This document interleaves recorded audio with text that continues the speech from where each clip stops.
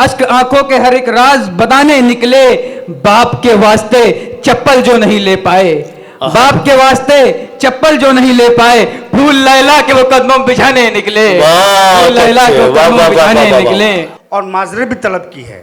मैं अर्जी कर रहा हूँ कि नहीं होती अगर बारिश तो पत्थर हो गए होते, ये सारे लहलहाते खेत बंजर हो गए होते, अगर आदाब कर लेते तो मसनद मिल गई होती, अगर लहजा बदल लेते तो गवर्नर हो गए होते।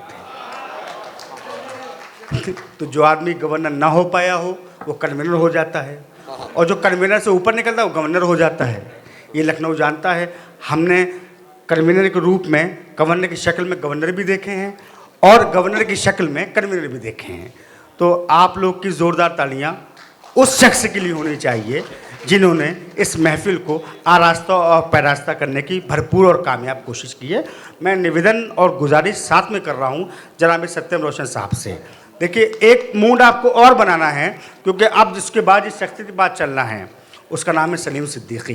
देखिए, होता क्या है, हम और आप सब जानते हैं कि जब बदली होती है धूप जो होती है वो थोड़ी सी रुक जाती है, लेकिन जब बादल आ जाते हैं तो बारिश होती है, और जब काले बादल आ जाते हैं तो बिजली कड़कती है। उस बिजली का नाम जनाब सलीम सिद्दीकी है। इस धूप का नाम जनाब सत्यम अवस्थी है। तो सत्यम को सुनेंगे यानी कि बदली से बचेंगे तो आपको धूप तक बचते हुए उस साए तक पहुंचना है जब सलीम सिद्दीकी साहब माइक पर आके गरजेंगे। गरजेंगे से मुराद ये है कि जब आप अपने शेर पढ़ेंगे तो आपको ये एहसास होगा कि शायरी किस तरह होती है, अदब किस तरह होता है, तहजीब किस तरह होती है और लखनऊ किस तरह होता है। एक बार ज़ोरदार तालियों में आप तमाम लोग इस्तेमाल करेंगे सत्यम अवस्थी का। मैं उनसे गुजारिश कर रहा हूँ बराए मेरा तशरीफ़ लाएँ और अपने कलाम से नवाजें।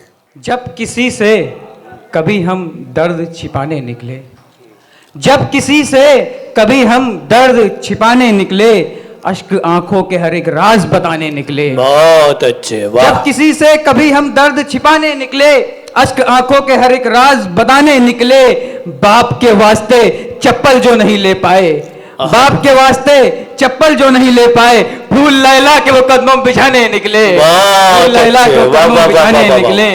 एक मतलब शेर और देखें, क्यों कहूं दुश्मनी पे लानत है, क्यों कहूं दुश्मनी पे लानत है, आपकी दोस्ती पे लानत है, वाह, आपकी दोस्ती पे लानत है। बहुत अच्छे। जिंदगी मेरी सिर्फ तुम ही हो, जिंदगी मेरी सिर्फ तुम ही हो और इस जिंदगी पे लानत है। बहुत उम्दा, वाह वाह वाह वाह। एक मतलब दो शेर जमते तमाम। मतलब पढ़ता हूँ, सियासत का असर कुछ इस तरह दिखने लगा है अब। सियासत का असर, सियासत का असर कुछ इस तरह दिखने लगा है अब कि फूलों की दुकान पर भी कफन बिकने लगा है अब।